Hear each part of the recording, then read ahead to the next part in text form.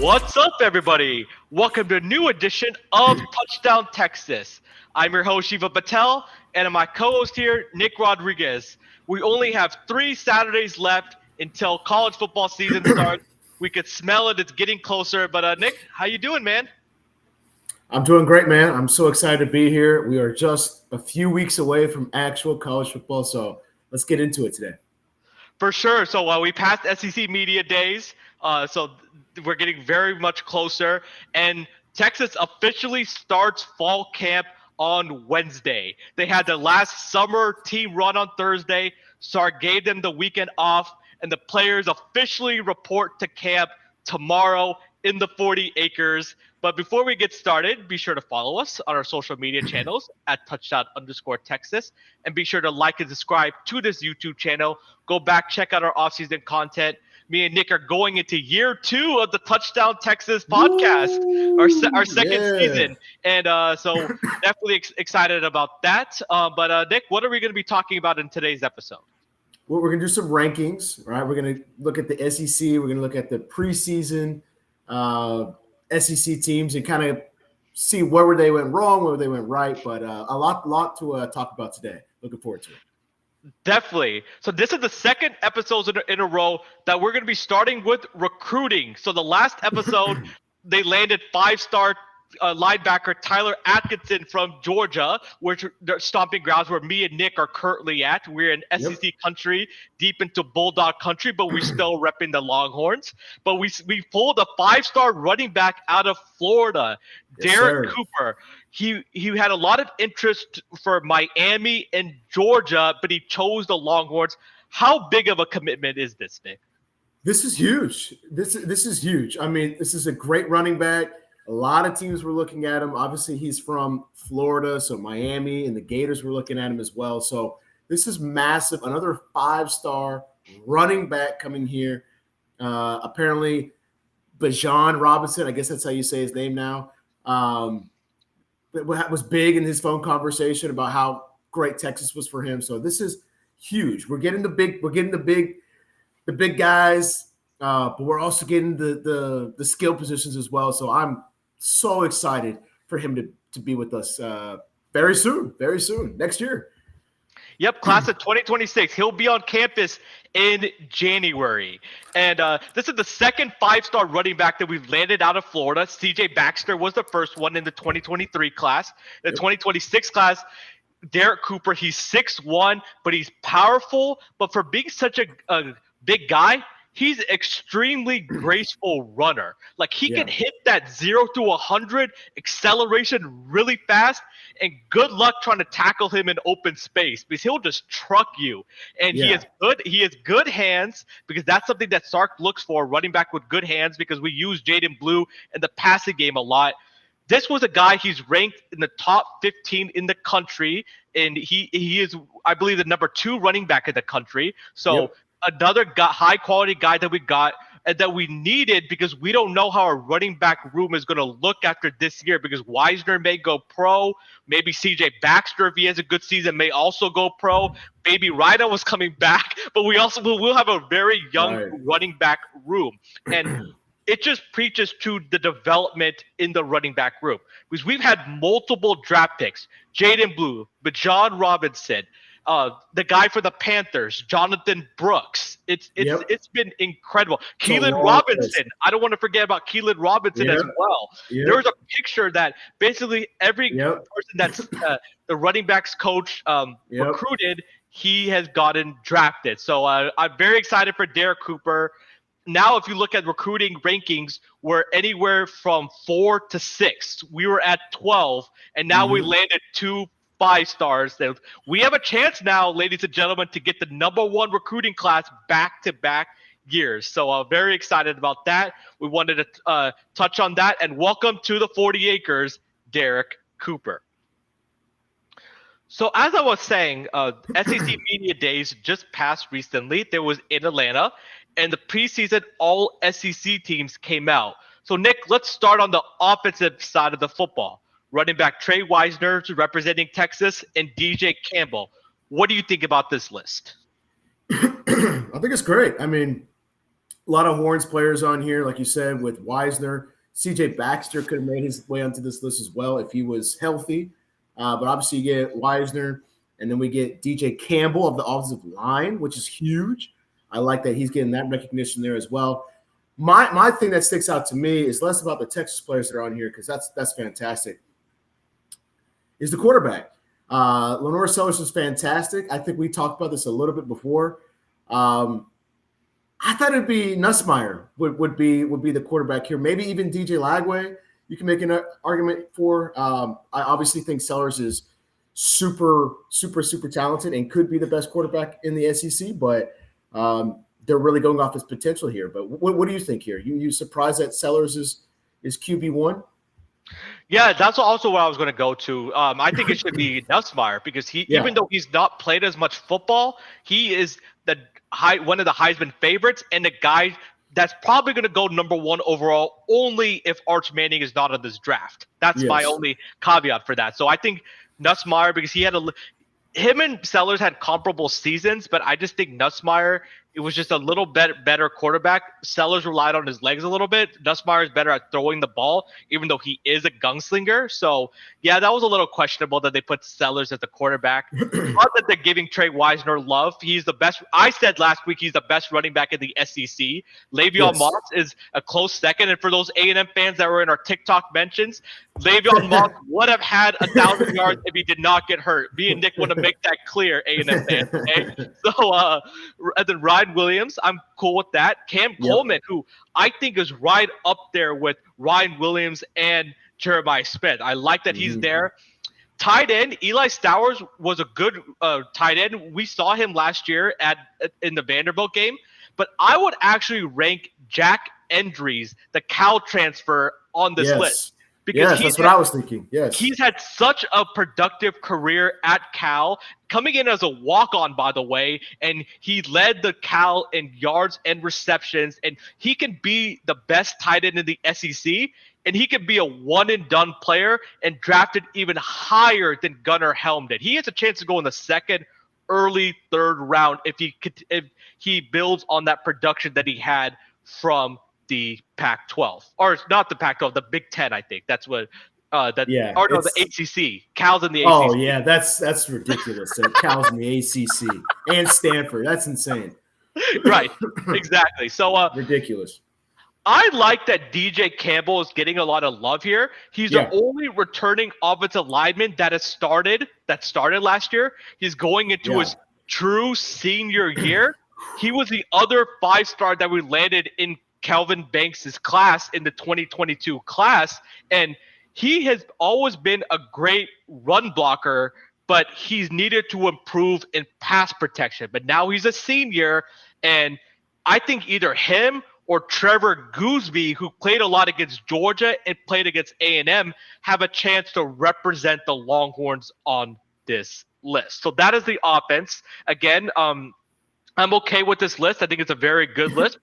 Proctor is the beast from Alabama. Caden Green is a mauler from Missouri. The Florida center is the best center in the country in Jake Slaughter. But I don't know about Barber. I think there's other offensive linemen that you could have put, but Barber is still a really good player. But now let's go to the defense. What are your thoughts about that? 3 Longhorns represented on the All-SEC teams. Yeah, you got 3. I mean, you got Colin Simmons, of course, no-brainer. Anthony Hill, to me, another no-brainer. And then you got Michael Taft, right? Someone on the back end. I think that just goes to show how deep Texas is. You go, wow, where's the weakness? Is it in the linebackers? Well, not really. You got Anthony Hill. You got Colin Simmons coming off the line as well. All right, well, is it in the defensive side of the ball, like in the back end? Well, not really. I got Michael Taft, and not even mentioned yet is Malik Muhammad, who I think is going to have an outstanding year, even though we lost some guys. But again, it just shows the depth of the guys that are here. Some other guys that stood out to me, we've talked about him a little bit here. Whit Weeks, another linebacker from LSU. You know, his brothers are at LSU. We've talked about that a good bit, but the defensive backs in the SEC are on another level here. We mentioned Taft, KJ Bolden from Georgia. They also have a linebacker, CJ Allen. They have another defensive lineman, Christian Miller. I mean, you just see the talented teams, the teams that are going to win, have multiple guys on this list. Although it is interesting to note that Georgia doesn't have a single guy on the offensive side of the ball. Maybe that will be their struggles this year. Maybe not. But, yeah, I mean, we're loaded defensively again for a second year in a row. We definitely are. And I like that Colin Simmons was represented in the defensive line room. Like, I think that he is going to have a beast of a sophomore year. And he's even said he's trying to break the sack record at 22 and a half that's the record for the UT single season sack or career sack record. So he's a determined man on a mission. So I love that. Kendrick Falk from Auburn, the beast. He had some really good games last year for the defensive lineman, as well as Dylan Stewart, another true freshman, just like Colin Simmons. Anthony Hill, like Nick said, hands down, deserves to be on this list. The best linebacker in the country, even though Wick Wheats and CJ Allen are not far behind them. But CJ Allen specifically is going to have a lot of pressure living up to the pedigree that Georgia's had with linebackers, with Nakobe Dean. Like, they've had so many great linebackers, but CJ Allen has a chance to be a really high draft pick. He's played since he was a freshman at Georgia, so let's see the kind of year that he has. KJ Bolden is a beast. I said the last episode, he has a chance to be better than Malachi Starks. Not saying it's going to happen. He needs to develop, but he at least has the chance. Michael Taft, who is the only walk-on this list. So shout out to Michael Taft, but he is one of the most complete safeties in the country. He can do everything. He's a Swiss Army knife. Dylan Everett. Texas fans know him very well because he had 2 interceptions against us in the SEC championship game and 1 interception against us in DKR in Austin. So Texas fans know Dylan Everett very well, but let's see. There's some questions on the back end for Georgia. So there's not a single player on this list that I don't think on the defensive side of the football that shouldn't be on this list. I think they nailed it on the defensive side of the football. I completely agree. I mean, from top to bottom, Dylan Stewart might be the best defensive player in the country, certainly the best to me in the SEC. So he's a lock. I mean, you just see a lot of depth here. A lot of teams being represented. Even on the offensive side of the ball, you talked about Eli Stowers and our boy injuries from Cal. Okay. But for the most part, I think they nailed it. And my biggest question would really be the quarterback and Lenore Sellers. Mm-hmm. I think it would be Nussmeier. I think he would be a guy. I look at it as going, okay, if I get to coach the All-SEC team, who would be QB1? And I can't say Arch because I don't think he would be the guy right now. This is preseason. I would go. I think I could trust Nussmeier the most right now. And then my last thing that I'll say. You only get 2 wide receivers, which is interesting because how many offenses run with only 2 wide receivers? No, you don't get very many. Right? Isn't that weird? Can Ryan Wingo crack this list? Ryan Williams, I think, is locked in unless he gets hurt, God forbid. Him and Cam Coleman. That would be interesting if he could crack this by the end of the season. But I think you should get 3 wide receivers because most sets have 3 wide receivers. But whatever. No, that's a good point. So let's just do a hypothetical scenario that 3 wide receiver. Yeah. If there was, so Nick, you would probably say Ryan Wingo, right? Should be on. Yes. I'm gonna go somebody different, even though Ryan Wingo has a chance to be the number 3.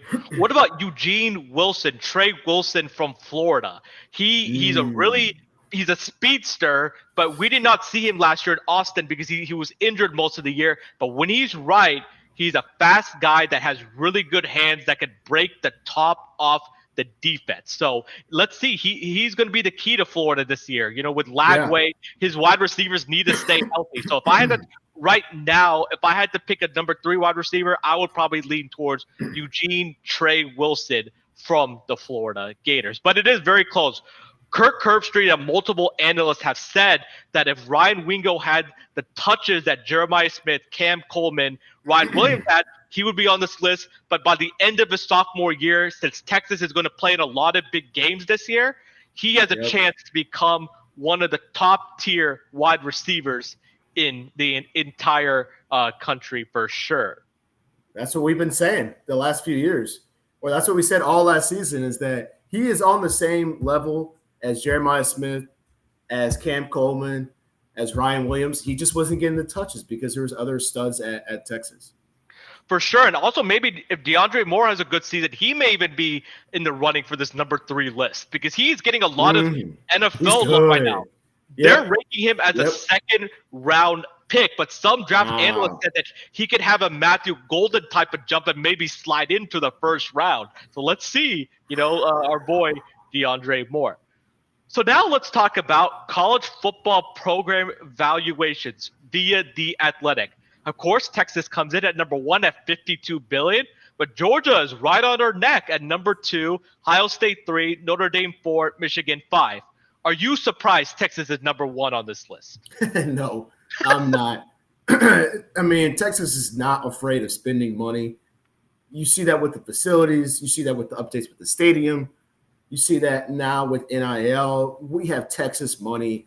We are going to give it to you if we want to. I think Sark and CDC do a great job about handling it and go, we're not just going to give it to anybody. You got to earn it. But no, I mean, Texas money, oil money, it does not surprise me. I'm a little surprised Georgia is 2. Mm-hmm. If I was just going off, what I would think like Alabama would be a little higher. They're at 6. I thought Notre Dame would be a little higher than 4. Like I thought they might be a little higher, but Georgia's been very, very good, very consistent for the last 10 years. So it's not all that surprising. And then the Buckeyes at 3. Who is number 10? It's blocking it for me. Sorry, LSU. Okay, that makes a lot of sense. LSU, and then Tennessee at 9. So the only one that, other than Georgia being 2, that surprised me a little is USC being at 8. Spending a lot of money, but not really being all that productive. Again, they have a lot of money in LA, a lot of money with Lincoln Riley, but hasn't really panned out. And this is a big year for him in the Big Ten. So we'll see how it all shakes out. Texas deserves to be number 1 because they're the most richest athletic department in the entire country. And our football team just recently started to become good, but we were still number 1 just because of the depth of resources that we have. Our big money donors are awesome. Just the University of Texas brand really speaks for itself. And I don't want to just talk about the football program. The other programs have been really good as well, like softball and volleyball and baseball that have contributed to this evaluation. So that's Texas is hands down number 1, and they deserve to be number 1. Georgia at number 2 is very interesting. I wouldn't think that, but they did win 2 football national championships, so I guess that counts for something. Even though I thought Notre Dame and Michigan would be a lot higher on this list, as well as USC, because they are right now the number 1 2026 class in the country. We don't think they're going to stay that way, but Lincoln Riley has dropped a lot of bags to a lot of different players because he knows this is a very important year for them, and they have to spend money a lot because a lot of players love the idea of playing in Los Angeles, but that's usually very far from home, and they don't really usually want to travel that far to go to college, So they kind of have to entice them with the money, but a lot of those players do not stick with their USC commitments. I'll give you a couple players that were USC commitments. Justice Terry, now a Longhorn. Tyler Atkinson was a former USC commitment. Jaheim Stewart, now at LSU, was a former USC commitment. So they have, they've not had the success on the recruiting trail and so even though their valuations deserves to be what it is because they are still a large brand and they're still very recognizable, but I would think that they should be higher on this list. But even Alabama, because they do not have the NIL that some of these other colleges had, but they pump out the players and they to the NFL. So I guess that's contributes to them because their football department has made a lot of money with the Nick Saban years. And Tennessee also rounds out this list, and they have deep top pockets down there in Rocky Top. They do. well. But they definitely do. Texas is going to be number one on this list for the foreseeable future. And this is without us even winning a national championship. Imagine if we win the national championship, how much is that going to catapult us? So, Yeah, absolutely. shout out to CDC. Stark, they have the right recruiting philosophy. They're recruiting the right way, the right kind of players, and it's proving success on the field. So there was an SEC wide receiver rankings for this upcoming season. Ryan Williams at 1, Coleman at 2, Eric Singleton from Auburn at 3, but Ryan Wingo comes in at number 6. So I wanted to ask you, should he be higher on this list? I think so. I feel pretty confident saying he should be higher. I would have him in the top 5, certainly. Again, it's just all about he's not getting as much as other players, right? He was dealing with Matthew Golden, Gunnar Helm, Jaden Blue. Like, there's a million guys, and unlike Ryan Williams or even Jeremiah Smith at Ohio State, who is the guy. And I will say, Ryan Williams is easily the number 1 wide receiver in the SEC, easily. And just because you have that attention doesn't make your job any easier, right? Like, you still have to be productive. Like, he was very, very productive in their biggest game against Georgia, right? So if Wingo can do that, he will solidify himself into the top 3, I think. I really think he's that talented. We've seen flashes of it, right? It's just he wasn't always getting the ball, right? And that's understandable. The interesting thing to me, and I'm sure you're going to hit on this too, Auburn's got 2 guys in the top 3. Cam Coleman at 2. I'm okay with that. We just said that he was wide receiver 2 for preseason All-SEC. I'm cool with that. Eric Singleton, number 3. I think he's really good. I wouldn't have him at top 5. I think Wingo's better, but he's coming from Georgia Tech. He's coming from Haynes King. This is huge for Auburn. If Singleton and Coleman can play like this would be massive for Hugh Freeze, and they might have a great record if they have 2 guys that are in the top 3 wide receivers. That would be massive for them. So I think Singleton's just a little high. I personally would take Wingo over him or somewhere in the top 5. Singleton is still a great player, and he should still be in the top 5. But Ryan Williams, yes, he gets a lot of touches, as he should, but he also is very, very, very productive. Yeah, Ryan Williams deserves to be number 1 on this list. If you haven't heard, awesome. If we hadn't heard enough, yes, he was 17 years old last year. He's the 18-year-old now. Oh, yeah. Yeah, he would be in high school thing. Yeah. Yeah, for those of you that watch football would get that joke, but he was an awesome player. He did fall off a little bit towards the end of the season, but again, he should have been a senior in high school last year, and he was playing big-time college football. Ryan Williams is a beast. He's not the biggest dude in the world, so I want to see how much gains he's actually made this offseason if he's been in the weight room, but he should have another big year. And Alabama has enough wide receivers where even though the attention will be on Williams, I still think he could still get his, and he could still be productive in this Alabama offense with a quarterback that will fit their offense a lot better in Ty Simpson than a run-first quarterback in Jalen Milroe. Yeah. Sure. I'm cool with Cam Coleman being number 2. I think he deserves to be number 2. It was not his fault that he had pathetic quarterbacks throwing him the ball last year. And me and Nick went to an Auburn game last year. We saw it firsthand, the Arkansas game. Yeah. That was pathetic. Like, not even trying to get him the ball. Like, exactly. So he should have a monster sophomore year. So he's at number 2. I would actually rank Aaron Anderson Nick Anderson at number 3. I think he deserves to be because he is a really good, productive player. When he was at Oklahoma, he just got injured last year. So I think he can translate that to LSU, and he's going to be the number 1 wide receiver. So he's 3. I would rank Ryan Wingo at number 4. Singleton, who had a really good career at Georgia Tech, he should be number 5. Caden Lee, who had some moments for Jackson Dart last year, he should be number 6. Zachariah Branch, who transferred from USC, he's a speedster, at 7. KC Concepcion, who transferred from NC State. He is going to be A&M's number 1 wide receiver, should be number 8. Kevin Coleman should be number 9.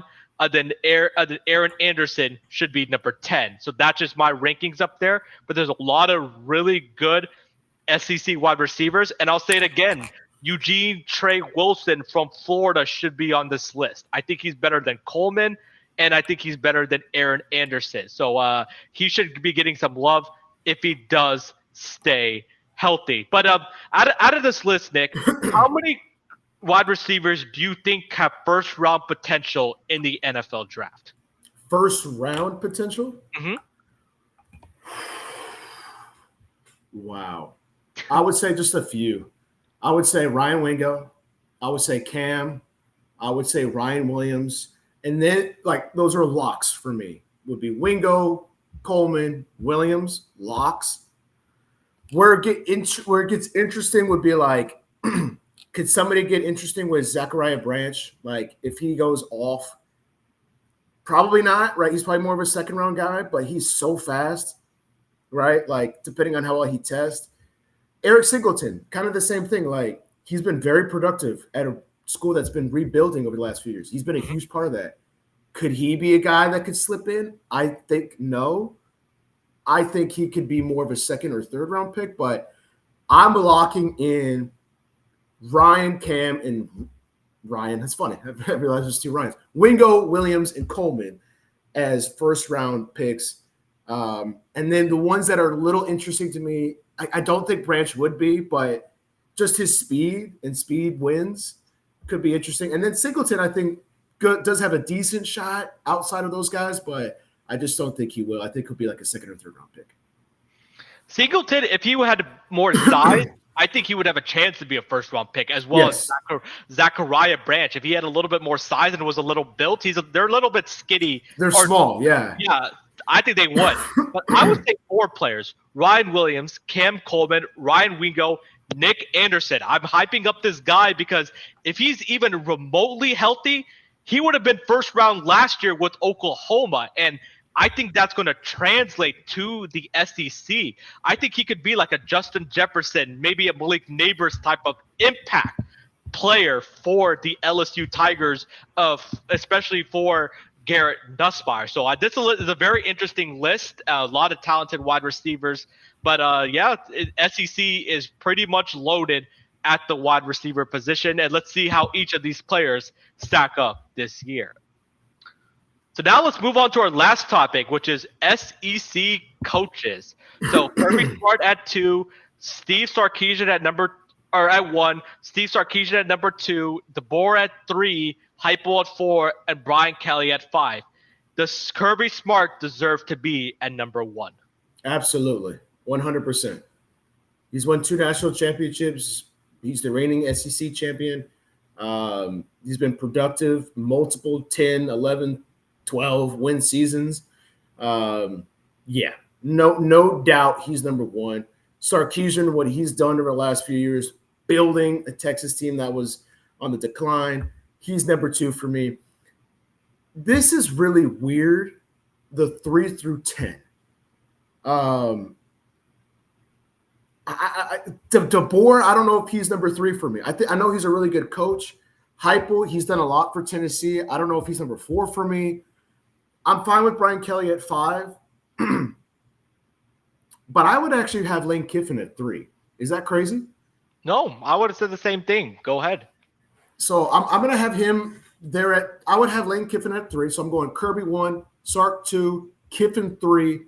Then I can go DeBoer 4, and then I'll go Kelly 5. I just think what Lane Kiffin has done at Ole Miss, I know they had Eli Manning, but Ole Miss is not known to be a Georgia, a Tennessee, an Alabama. They're not known for that. They don't always get the top recruits. Now they do. Lane has a fun offense. He's got one of the best offensive minds in the country, probably the second best in the SEC behind Steve Sarkisian. So I think he's really good here. Mike Elko. I know he's an Aggie, but I think Mike Elko's a fantastic coach. No, right? He is. I could see him going higher. And then Billy Napier, like, do we like him or not? Because 10th, like, I know he was on the hot seat, and then they loved him, and now he's on the hot seat. Like if they don't win this, I mean, I is he? I think he's better. I mean, I guess Elijah Drinkwitz has done more, but I don't know. What is he? And then a guy that I could see crack the top 5 that I think is just an excellent, excellent coach. And again, doesn't always get the big recruits, is Beamer. I love Shane Beamer. Obviously, his dad coached, right? Loves it at South Carolina. He's awesome. He's got sellers, right? They have an outside shot to win the SEC, right? So I like a lot of those guys. I like Heupel. I do. And maybe I just got a bad taste in my mouth just because of how their season ended and the whole Nico fiasco, which I actually think he handled well. It's just, again, if I am the AD and all of these coaches are available and they go, hey, coach my team, I'm calling Kirby, I'm calling Sark. And then after that, I'm calling Kiffin, even though and DeBoer, Kiffin and DeBoer. So I don't know. What do you think here? No, I like what you said. I agree with a lot of what you said, actually. So, yes, Georgia fans, Kirby Smart is number 1, hands down. Not even no consideration for anywhere but number 1. He should be. He deserves it. He's an outstanding coach. He's a great defensive play caller, but also his motivation skills are unbelievable. The way he was able to twist last year into making the team believe that the media was disrespecting Georgia, I don't think it's ever going to be seen again. Like, that was amazing coaching job. Kudos to Kirby Smart last year. He even though we almost beat him in the SEC championship game, but Kirby Smart is an outstanding coach. He's been really consistent with Georgia, building on what Mark Richt did, and he's built a powerhouse in Georgia because in the SEC. Sark deserves to be number 2 because he's had more success in the SEC than Kalen DeBoer has. He's been to back-to-back semifinals. He recruits really well. He's the best play caller in the country. Sark number 2, love it. I'm a little bit higher on Josh Heupel than Nick is, but that and I think he should be number 3 because his offense is really good. He has a really good concepts what he does. They play the hurry up offense. He has a lot of great schemes that really trick the defense, and he went really far with Nico with his limitations. And now that they're getting Aguilar, they should be excited because he handled the Nico situation awesome. Even though Nico did say at the Big Ten Media Days that it was not about money. It was about wanting to come home, but whatever. Wrong. That's just a way to spin it so it sounds better, but no. That's not true. Why commit to Tennessee if that was the case? You knew where your family was already. You could have gone to UCLA in the beginning, so.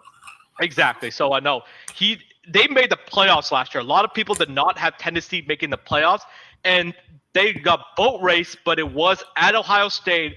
It was a freezing cold night, and they were the eventual champions. So I would rank Josh Heupel at 3. I would rank actually Lane Kiffin at 4. Okay. Lane Kiffin would have been number 3, Nick, if they actually did not lose to Florida last year, and they would have made the college football playoffs. Yeah. So he should be number 4. DeBoer should be number 5 because he's won everywhere that he's been. So shout out to DeBoer for that. So those are my top 5 lists. Underrated coach. Yes, Mike Elko is a genius on the defensive side on the floor. A&M almost made the SEC championship in year 1 under Elko. If they had just beaten Texas, they would have actually been in the SEC championship game. So you have to give a shout out to Mike Elko in that regard. But Shane Beamer deserves to be the most underrated coach in the SEC. I would actually rank him at number 6. I like that. At number 7 because Beamer did something that nobody expected. They were so close to beating LSU if it wasn't for Sellers getting injured and a terrible call. Bad call. Almost beat Alabama in Tuscaloosa. Like, they were just a young team. They beat Clemson, who made the college football playoffs. So that was an awesome win. They did beat A&M in that game as well, in that season as well. So Shane Beamer is building something special. Dylan Stewart was a 5-star recruit from Washington, D.C., and he's a freshman All-American. So he is building something really good, that's sustainable at South Carolina, and they're going to be patient with him. And he has sellers. He needs to maximize the season. But Shane Beamer, in my opinion, is the most underrated coach in the SEC. Well, thank you for watching this episode of Touchdown Texas. Be sure to follow us on our social media channels at touchdown_Texas. Be sure to like and subscribe to our YouTube channel.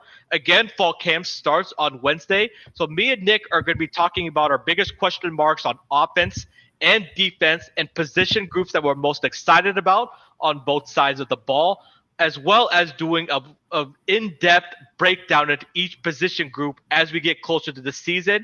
And then we'll have our schedule prediction. That's coming up in August. What record will the Texas Longhorns have? Be sure to stay tuned for that episode, ladies and gentlemen. And those of you that follow our TikTok, me and Nick are going to be going live for about like 15 to 20 minutes after each game, just giving our initial thoughts.